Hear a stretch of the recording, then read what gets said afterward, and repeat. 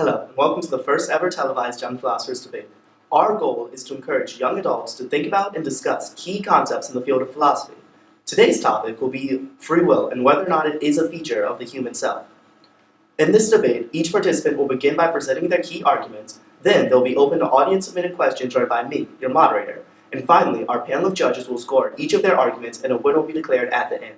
But why don't we begin by letting our contestants introduce themselves. Hi, I'm Rico Devo. I focus on meta-ethics and meta-philosophy of the free will debates. Today I will direct my argument around the notion of free will and the moral truths of assigning moral responsibilities to the persons. Hi, I'm Frederick Hankfurt, and I'm an American philosopher. My main focuses include moral philosophy, free action, and rationalism. Today I'm going to discuss mainly on the moral side of free will and the principles of alternative possibilities. Hello, I'm Shawnee Spence, a research fellow at Hammersmith Hospital. I have compiled the research of Kornhuber and Deck and Libet to disprove the possibility of free will as we know it in the conscious mind. Thank you. Now for the purposes of this debate, free will be defined as the capability to perform actions where the actor is free from manipulation, coercion, and could have acted differently if they so chose. The speaking order will be Professor Spence, followed by Frankfurt, and then finally Dubell. Professor Spencer, please join me up here and you may present your argument. I'm here to argue that, based on what we know about the brain and how it functions, it's not possible for free will, as defined by the moderator, to be a function of the human self. Rather, what we call free will is an illusion created by the consciousness mind for the purpose of justifying the actions of the unconscious mind. This premise becomes apparent when you regard the research of Kornhuber and Deck, who measured the cerebral electrical activity prior to voluntary finger movement in subjects and found three distinct potentials. First, there occurs a readiness potential, which is a slowly increasing negative potential occurring 850 milliseconds prior to voluntary movement. Next, there's a pre-motion positivity, a symmetrical positive potential seen 86 milliseconds prior to voluntary movement. And finally, there's a surface negative motor potential 56 milliseconds prior to voluntary movement. However, for the purposes of this argument, we only need to examine the readiness potential, as it occurs around 850 milliseconds prior to actual execution of the action.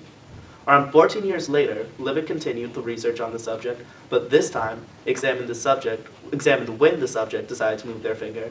He recorded cerebral electrical activity the same as Kornhuber and Deck, but this time showed subjects as an oscilloscope screen on which a spatial clock was represented, and then asked them the time at which they decided to move their fingers. He found that the RPs began approximately 350 milliseconds prior to the subject's decision to move their finger. Thus, he concluded that volitional activity was initiated non-consciously. In short, the argument goes as follows. For an action to be considered one of free will, it must originate in the conscious mind.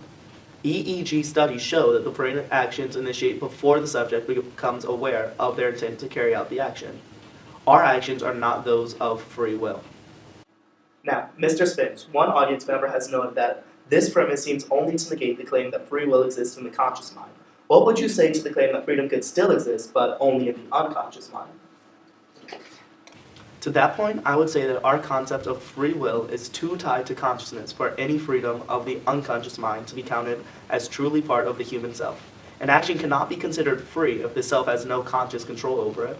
Furthermore, we know that our brains operate on electrical impulses and chemical signals, which both follow physical laws. As far as we know, our brains are not capable of manipulation of these physical laws, so it's impossible for our minds, conscious or unconscious, to choose a different action given a second chance. This violates the ability to do otherwise principle of our definition of free will. Thank you, Professor Spence. Frankfurt, why don't you come and display your argument? For the purpose of this debate, I do believe that free will is a feature of the human self.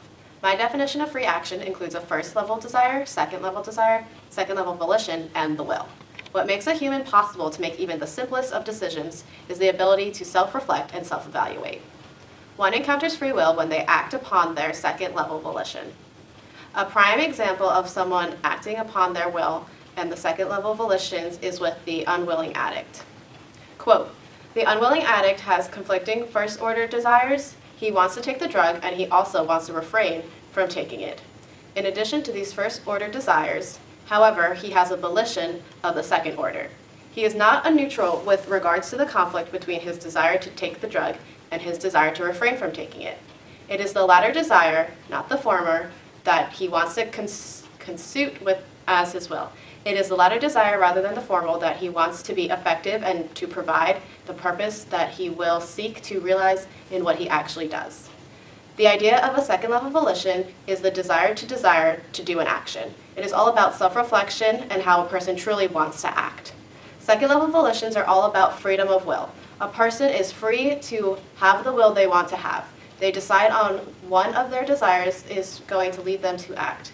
With the concept of freedom of will comes the question of moral responsibility.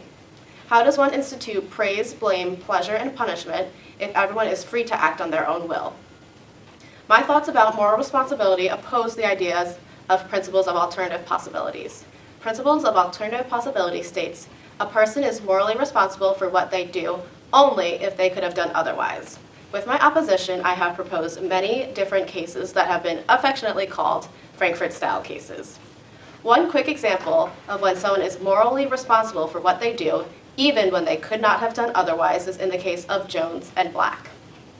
This case states, suppose someone, Black, let us say, wants Jones to perform a certain action. Black is prepared to go to considerable lengths to get his way, but he prefers to avoid showing his hand unnecessarily. So he waits until Jones is about to make up his mind what to do, and he does nothing unless it is clear to him, Black is an excellent judge of such things, that Jones is going to decide to do something other than what he wants him to do.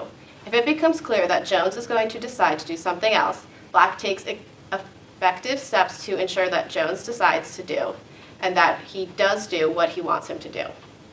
Black never has to show his hand because Jones, for reasons of his own, decides to perform and does perform the very action Black wants him to perform. In this case, Jones is still held morally responsible because he still committed the singular action. I believe that, quote, if someone had no alternative to performing a certain action but did not perform it because he was unable to do otherwise, then he would have performed exactly the same action if he could have done otherwise.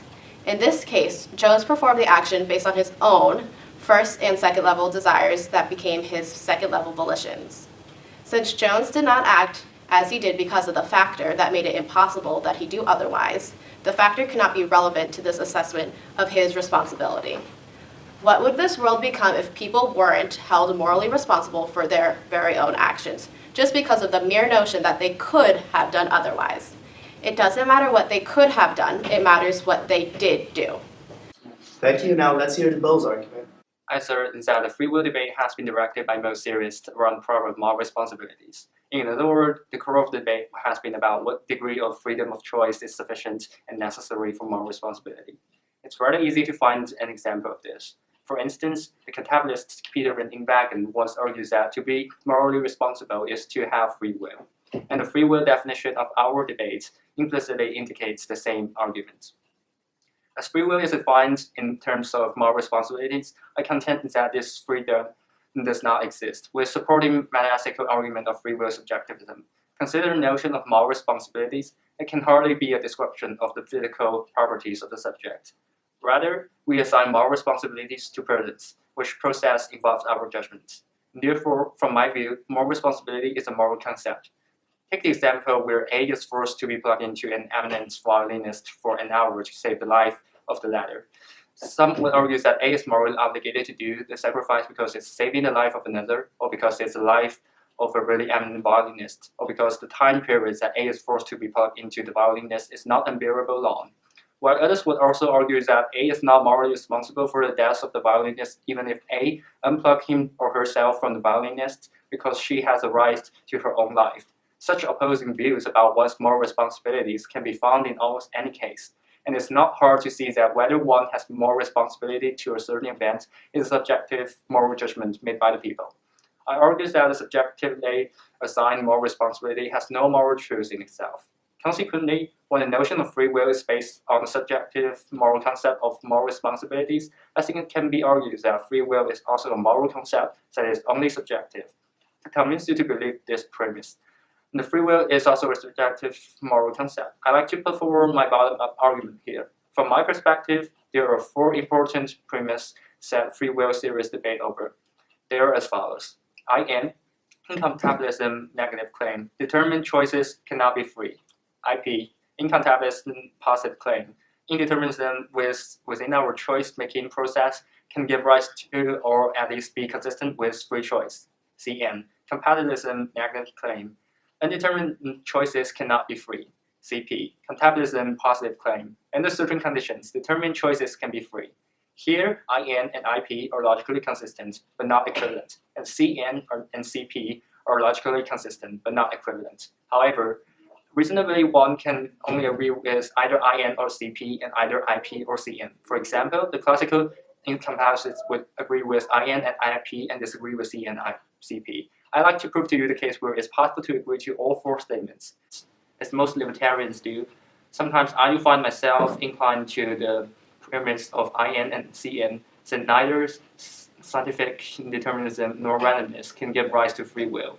At other times, I'm inclined to ascend into IP and CP. I don't think I'm contradicting myself here.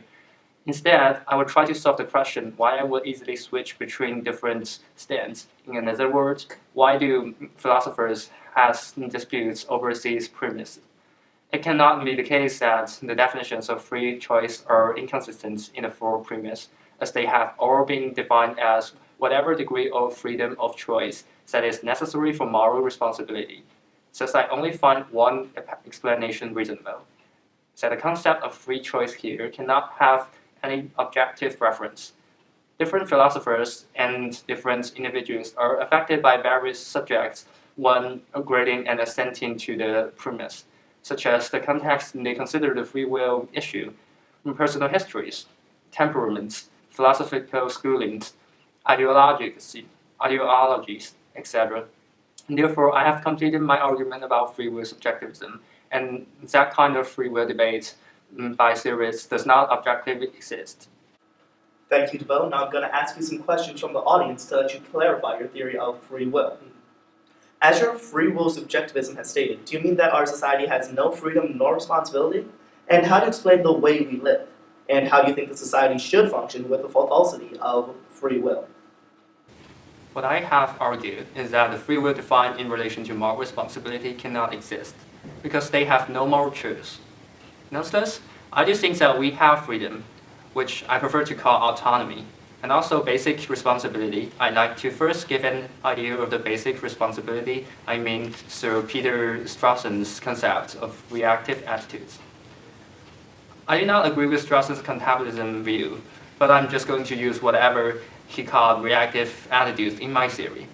Strawson thought that humans have different kinds of reactive attitudes towards others, such as resentment and gratitude. And these reactive attitudes provide a justification for moral condemnation. His model, from my view, revealed that people tend to have different kinds of judgments towards others, and they are subjective attitudes rather than objective ones. Additionally, I want to revise his concept of objective attitudes. I do not think the situations that Strawson raised is sufficient. It requires humans to be reasoned and to be fully aware of the subjects they are making judgments on to remain objective. Only in the presumed society where everyone tends to be morally good can forgive or remain objective to children or to people with mental disorder. After all, people still make judgments based on their experiences, understanding of the situation of the subject, and other factors. Furthermore, what Strawson thinks is moral condemnation or moral responsibility have been denied by my theory. What I think of those human practices are only basic responsibilities that functions in our life. Opponents may question here that why I would agree to the practical concepts of responsibility without epistemic support. I will respond that free will subjectivism is a recognition of the fact that there cannot be objective moral responsibility. Yet that does not contradict my support for the practical use of condemnation and compliment. As for human autonomy, I believe that there exists this kind of freedom that can help us overcome fatalism and also maintain our instincts of human life. I think when we conduct a certain act that is reflective of our character, we can say that we have autonomy. To conclude my argument, I do believe that we have certain kind of autonomy and responsibility, but we need to demythologize our false conception of free will and moral responsibility. Thank you to our participants for sharing your arguments. Now let's go to the judges for the scores. Thank you all for your answers. Now that our participants have finished their arguments, let's have a short review of each position. Spence provided us with a neuroscience view of the falsity of free will. DeBow made the same argument from a metaethical perspective, and Frankfurt argued for the existence of free will. Out of all of them, DeBow convinced us most of his moral subjective argument, which accurately portrayed the meaning of moral in our lives. So here I announce DeBow to be the winner of the first Young Philosophy debate. Thank you and have a good night.